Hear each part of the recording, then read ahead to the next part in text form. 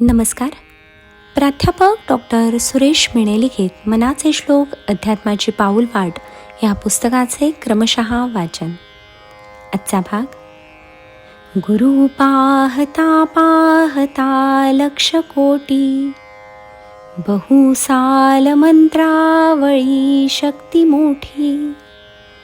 मनी कामना चेटके धात माता, जनी व्यर्थ रे तो नव्हे मुक्तिदाता. मागील श्लोकात समर्थांनी परमेश्वराची प्राप्ती सद्गुरूशिवाय होणार नाही असे सांगितले. त्यामुळे सद्गुरू कोणाला म्हणावे, सद्गुरू कसा ओळखावा हा प्रश्न तुमच्या आमच्या मनात निर्माण होईल. सद्गुरूची लक्षणे ह्या श्लोकात वर्णन केली आहेत. श्लोक क्रमांक 180 ते 184 हे 5 श्लोक सद्गुरूंच्या वर्णनासाठीच आहेत. आजकाल आपण पाहिले तर लक्षावधीच काय पण कोट्यावधी लोक स्वतःला गुरु म्हणवून घेत असतात. हे गुरु स्वतःला महात्मा, बापू, सद्गुरू, योगीराज, संत श्रेष्ठ अशी बिरुदावली लावतात व आपण फार मोठे श्रेष्ठ गुरु आहोत असा आव आणतात. त्यांच्याजवळ थोडेफार ज्ञानही असते. त्याच्याच भांडवलावर सर्वसामान्यांवर ते प्रभाव टाकीत असतात. TV, आकाशवाणी, वर्तमानपत्र इत्यादी माध्यमातून ते प्रसिद्धी मिळवत असतात. कुणीतरी राजकारणातल्या एखाद्या व्यक्तीला ते जवळ करून प्रसिद्धीची पूर्ण व्यवस्था करतात. राजकारणी लोकांनाही असे काही बाबा लागतच असतात. काही बाबांजवळ मंत्रतंत्राची शक्ती असते, काहींच्या जवळ चेटूक शक्ती असते, अघोरी विद्या असते. याचे ते पद्धतशीरपणे भांडवल करीत असतात. सर्वसामान्य माणसाचे दुःख फार मोठे असते. त्याच्या दृष्टीने त्याच्यावर उपाय सुचवणारा कुणीतरी बाबा, महाराज त्याला हवा असतो व त्याला असे वाटते की हे बाबा माझे दुःख नाहीसे करू शकतील. त्यासाठी तो त्यांच्या नादी लागतो व ते बाबाही त्याचा गैरफायदा घेतात.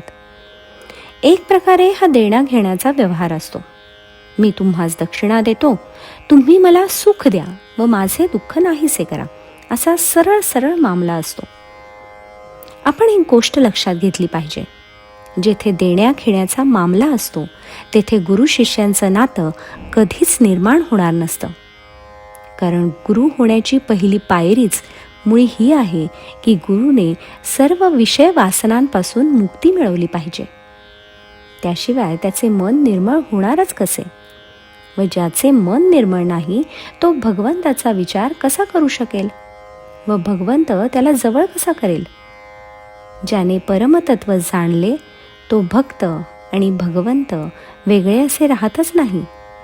त्यामुळे अशी व्यक्ती मुक्तिदाता होऊ शकत नाही असे समर्थांनी सांगितले आहे. अगदी साधी गोष्ट आहे.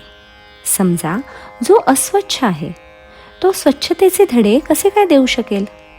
जो स्वतःच गुन्हेगार आहे तो इतरांना दुराचारी कसे म्हणू शकतो?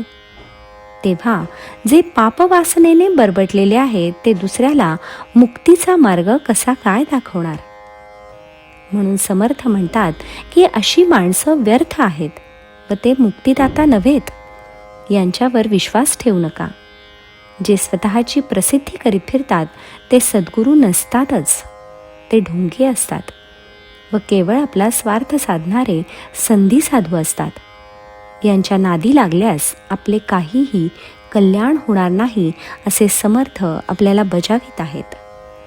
जय जय रघुवीर समर्थ.